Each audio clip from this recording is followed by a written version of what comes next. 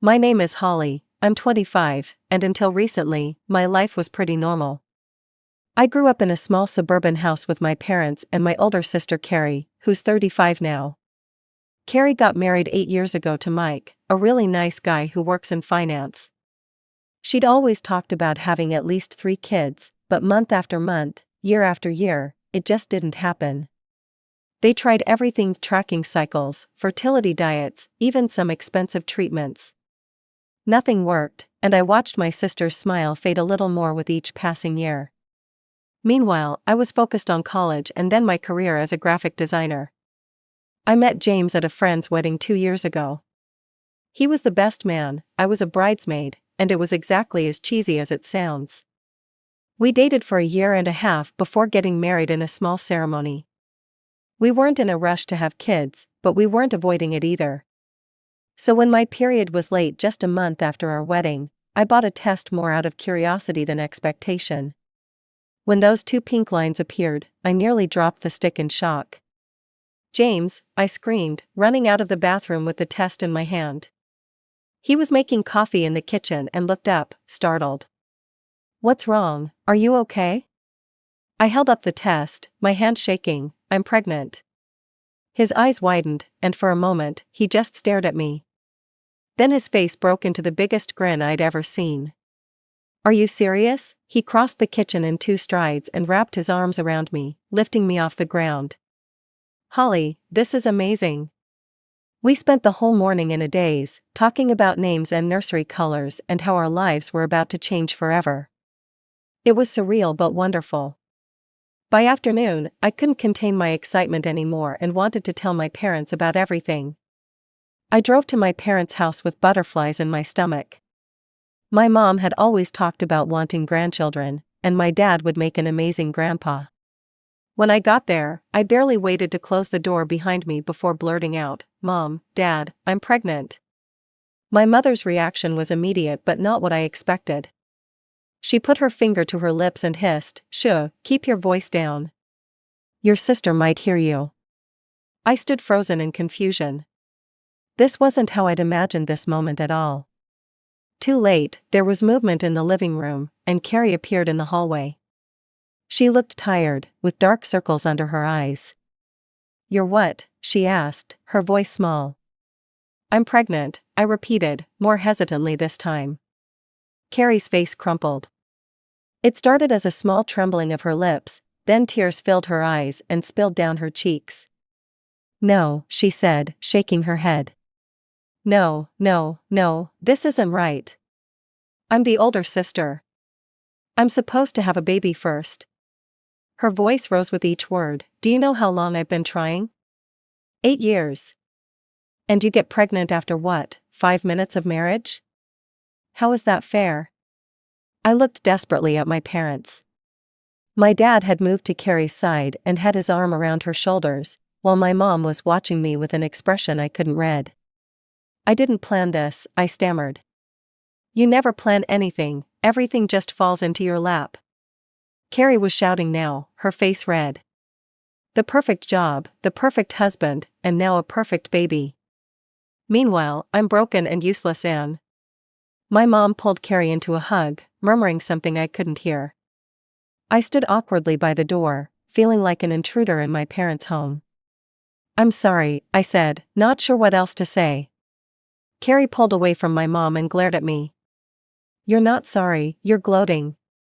"That's not true." "I can't do this," Kerry sobbed. She pushed past me and ran out the front door. I heard her car start and drive away with a screech of tires. The silence she left behind was deafening. My dad sighed heavily and headed for the door. Then it was just me and my mom in the hallway. I expected her to at least try to salvage the moment, to offer me a hug or say something about being happy despite the circumstances. Instead, she looked at me with cold eyes and said, "You shouldn't have come here today. You shouldn't have told anyone yet." Her words hit me like a slap. What was I supposed to do? Hide my pregnancy forever? You could have waited, you know how fragile Kerry is right now. "Mom, I'm having a baby, your grandchild. Aren't you even a little bit happy for me?" She sighed and rubbed her forehead. Of course I am, Holly, but your timing is terrible.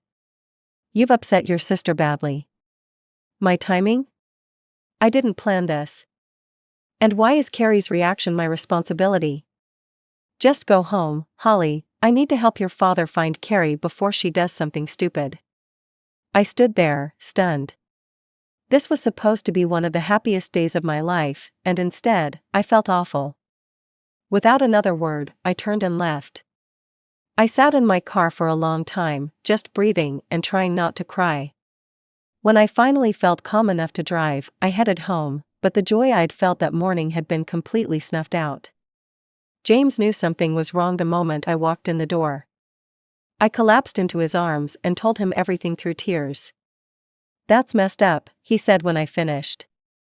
They should be happy for us, not making you feel guilty. I know, I sniffled, I just didn't expect it to go like that. Try not to stress about it, he said, rubbing my back. It's not good for the baby. Your sister will come around eventually. I wanted to believe him, but something told me this was just the beginning of our problems. The next morning, my phone rang while I was still in bed. James had already left for work, and I was enjoying the luxury of sleeping in. When I saw my mom's name on the screen, I almost didn't answer. But curiosity got the better of me. Hello? I said cautiously. Holly, we need to talk, my mom said without preamble. About this pregnancy. Have you really thought this through? I sat up, instantly alert. What do you mean? Of course I have. I just think you should consider all your options. You're only 25, Holly, you're still so young. Mom, what are you saying? I'm saying that you'll have plenty of time to have children later. Right now, you should be focusing on your career, traveling, enjoying your youth. A baby changes everything. I couldn't believe what I was hearing. Mom, are you actually telling me to get an abortion? Don't be so dramatic, Holly, I'm just suggesting you think about it. You've lost your mind, I said, my voice shaking with anger. You want me to kill my baby because Kerry's upset? That's insane. You're not thinking clearly, my mom insisted. A baby is a huge responsibility. You'll be tied to your home, changing diapers while your friends are out living their lives. Your career will suffer. Is that really what you want right now? Yes, it is, James and I have already decided. We're having this baby, and a child with my husband is definitely not going to hurt us. I'm done with this conversation. I hung up and threw my phone across the bed. I was shaking with rage and disbelief. My own mother had just suggested I terminate my pregnancy to spare my sister's feelings. It was beyond comprehension. Over the next few weeks, my mom switched tactics. Instead of calling, she started texting me photos of Kerry, sitting with a dejected expression, red-eyed from crying, looking miserable. Each photo came with a message. Kerry is having a really hard time. She cries whenever she sees baby photos. She's moved back home so we can support her. I didn't respond to any of these messages, but they made me feel sick. I tried to focus on my pregnancy, on the little life growing inside me, but my family situation cast a shadow over what should have been a joyful time. I hadn't told James about my mom's suggestion or the text messages. I wanted to protect him from my family's drama. But as the texts kept coming, I found it harder to keep it all inside. One night, after a particularly upsetting message, a photo of Kerry looking gaunt with the caption, "She's barely eating," I broke down. James found me crying in our bedroom and immediately sat beside me on the bed. "Holly, what's wrong?" I showed him my phone, scrolled through the dozens of guilt-tripping messages from my mom, and finally told him about the phone call where she'd suggested an abortion. His face darkened with anger. "That's emotional manipulation, and it's not okay. Why didn't you tell me sooner?" "I thought I could handle it," I sniffled. "I didn't want to drag you into my family's mess." He pulled me close. "We're a team now, remember? Your problems are my problems." He took a deep breath. "I think you need to cut contact with them, at least until after the baby is born. This stress isn't good for you or our child. Block their numbers, emails, social media, whatever it takes to give yourself peace until the baby arrives. I nodded slowly. Maybe you're right.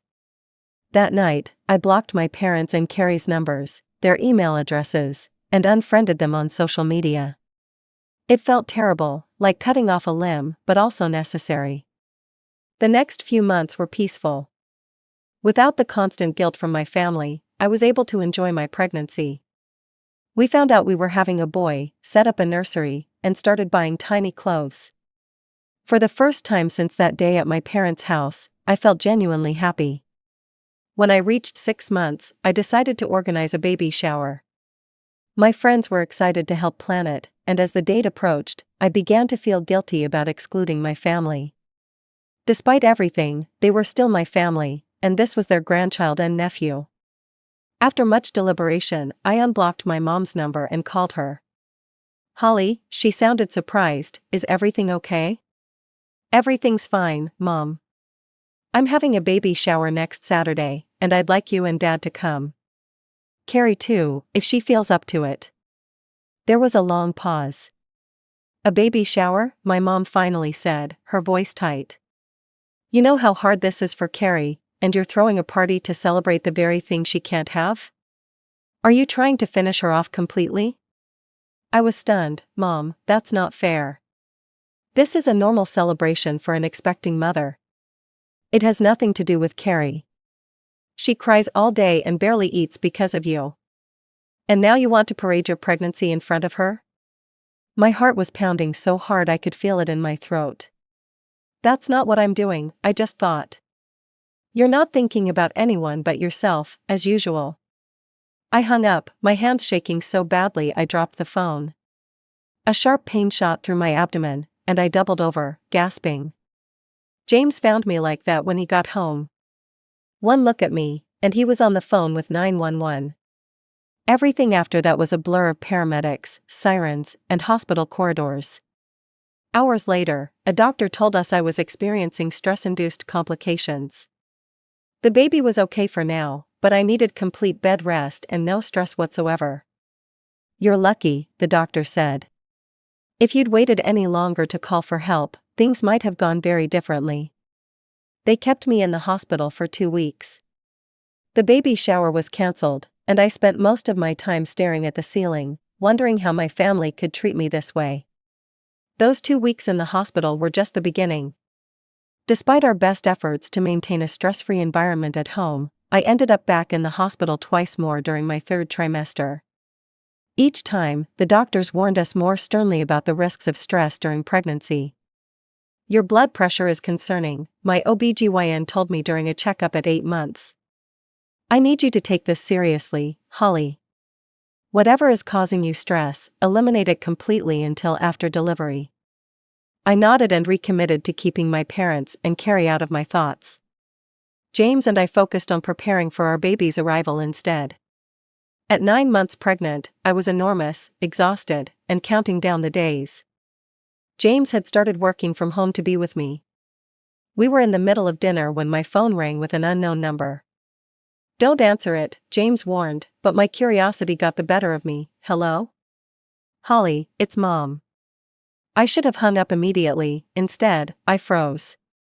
"I know you're due soon," she continued.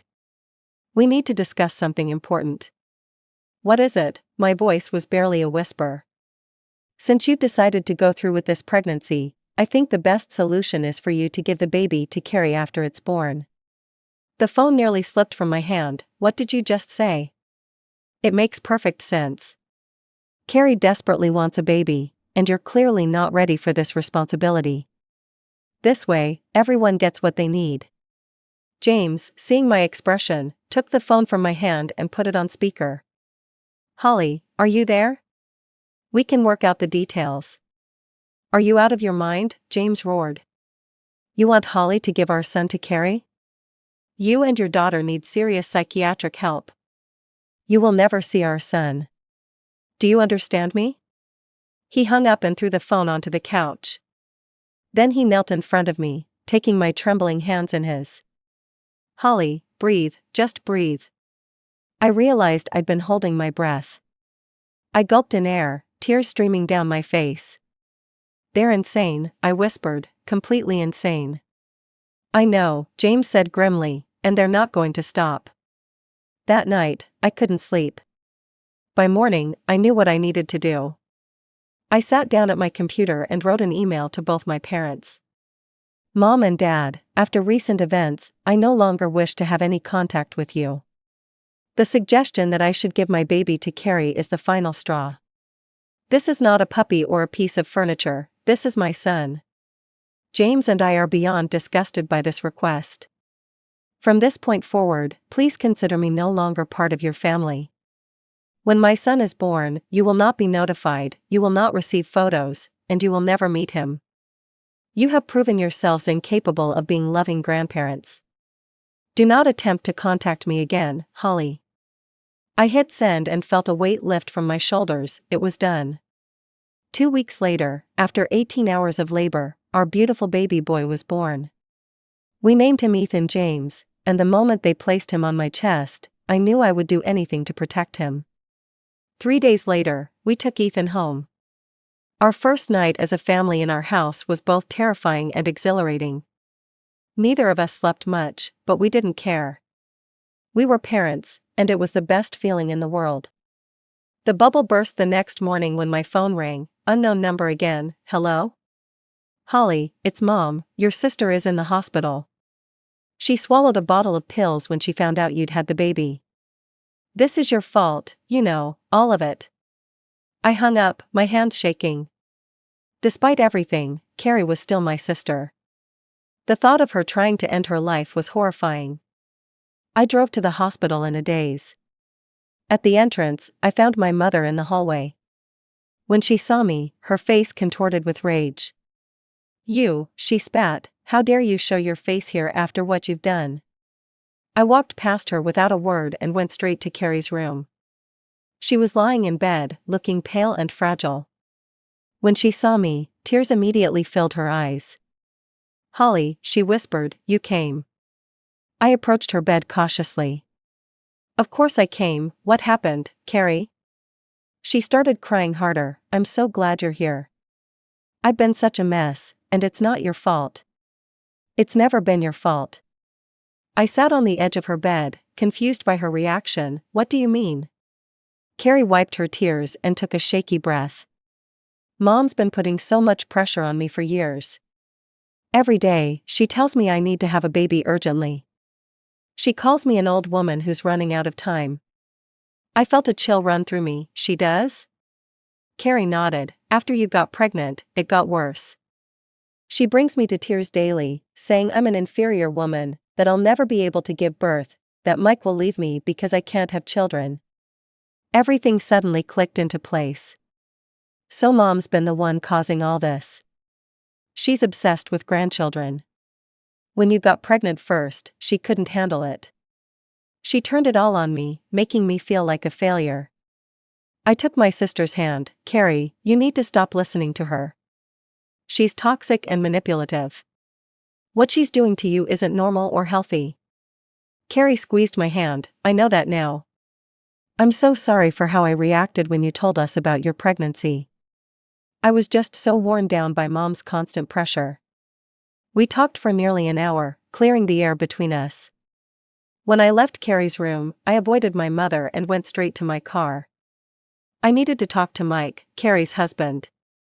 I called him from the parking lot. Mike, listen, there's something you need to know. Kerry just told me that my mom has been putting extreme pressure on her for years about having a baby. She's been telling Kerry daily that she's a failure, that you'll leave her, that she's running out of time. There was silence on the other end. Then Mike spoke, his voice tight with anger. I knew she was upset about not getting pregnant, but I had no idea your parents were making it worse. I thought they were supporting her. It seems my mother has been doing the opposite. Kerry's breakdown isn't about me or my baby, it's about years of emotional abuse from my mom. Mike sighed heavily. I'm going to have a serious talk with your parents. Then, I think Kerry and I need to get some distance from them. My parents live in Oregon. Maybe we could move there, start fresh. I think that would be good for her, I said, and Mike? there are other options. IVF, surrogacy, adoption. I know, we've talked about IVF, but Kerry was afraid to try because of your mom's pressure. Maybe now we can actually consider our options without interference. After hanging up, I sat in my car for a long time, processing everything. The truth had finally come out. My mother was the villain in this story, not Kerry. And now that we all knew, maybe healing could begin. A month later, Kerry and Mike moved across the country to Portland. Kerry called me the day they arrived at their new home. "It feels like I can breathe again," she told me. "Being away from Mom is like having a weight lifted off my chest." We started talking regularly after that, rebuilding our relationship one conversation at a time. She became Auntie Kerry to Ethan, even if only through video calls for now. She sent him gifts and cooed over his growing smile, his first tooth, his attempts to crawl. There was still sadness in her eyes sometimes, but it was no longer directed at me or my son. "We're going to try IVF again," she told me when Ethan was 6 months old. "Without Mom's pressure, I feel like I can actually handle it if it doesn't work." "I'm rooting for you," I said, meaning it with my whole heart. My parents didn't take their losses well. They called Kerry a traitor for moving away. When that didn't bring her back, they turned their attention to me again. They started calling from different numbers, leaving messages about seeing their grandson. I deleted every voicemail without listening to the end. As Ethan's first birthday approached, I received an email from my father. Unlike my mother's manipulative messages, his seemed genuinely remorseful. He admitted he'd been blind to my mother's behavior, that he'd failed both his daughters by not standing up to her. He asked if there was any way to begin rebuilding our relationship. I showed the email to James. "What do you think?" I asked. "Could he be sincere?" James read it carefully. "Maybe. But I'm not sure you should rush into anything." I thought about it for days. Part of me wanted to believe my dad had changed, that he could be the loving grandfather Ethan deserved. But another part remembered how he'd stood by while my mother tried to destroy my happiness. In the end, I replied with a simple message: "I need more time." Just after Ethan turned 1, Kerry called with news that made me cry with joy.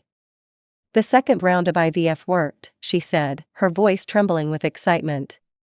"I'm pregnant, Holly, 6 weeks along." "Kerry, that's amazing." I clutched the phone tightly, my heart soaring for my sister. "How are you feeling?" "Terrified," she admitted. "I'm so afraid something will go wrong." "That's normal," I assured her. I was scared too. "But you're going to be a fantastic mom." Kerry's pregnancy became a new bridge between us. I shared all my experiences, answered her questions, sent her the books that had helped me. We talked almost daily, and with each conversation, the wounds of the past healed a little more. When Kerry reached 6 months, she asked me a question I wasn't prepared for. "Have you heard from Mom and Dad lately?" "Dad emails occasionally," I admitted. "Mom still tries to call from unknown numbers." I don't answer. "Do you think you'll ever let them back into your life? Into Ethan's life?" I sighed. "I've been thinking about that a lot lately." "I'm not sure." "Whatever you decide, I'll support you," Kerry said. "I'm not ready to have them in my life yet, especially not with the baby coming. But I don't want to tell you what to do." Her words stayed with me for days. I found myself staring at Ethan as he played, wondering if I was depriving him of grandparents who could love him. But then I remembered my mother's toxic behavior, how she'd tried to manipulate me into giving up my child, how she'd driven Kerry to attempt suicide. No, I wasn't ready to invite that chaos back into our lives. Still, the question lingered. Were my parents capable of change? Could my father, at least, be redeemed? Was there a way to allow them limited access to Ethan without giving them the power to hurt us again? I didn't have the answers yet. What I did know was that our family had been shattered by my mother's obsession with grandchildren and her willingness to sacrifice her daughter's well-being to get what she wanted. The irony was that her actions had cost her the very thing she desired most, a relationship with her grandchild and any future grandchildren. James and I are happy with our little family. Ethan is growing into a curious, joyful toddler who lights up our lives every day. Kerry and Mike are cautiously excited about their baby girl, due in 3 months. We're planning a trip to Oregon to meet our niece when she arrives. As for my parents, I'm still taking it day by day. I've learned that family isn't just about blood, it's about respect, support, and unconditional love. My mother offered none of those things when I needed them most. My father failed to stand up for his daughters when it mattered. For now, I'm focusing on being the best mother I can be to Ethan, on supporting Kerry through her pregnancy, on strengthening the family bonds that remain intact. Maybe someday I'll be ready to reconsider my relationship with my parents, but that day hasn't come yet. What I know for certain is that I will never treat my children the way my mother treated me and Kerry. I will celebrate their joys without comparison, support them through their struggles without judgment, and love them fiercely, exactly as they are. That's the legacy I choose to create from this painful chapter of our lives, a legacy of healing, of boundaries, and of love that doesn't demand impossible sacrifices.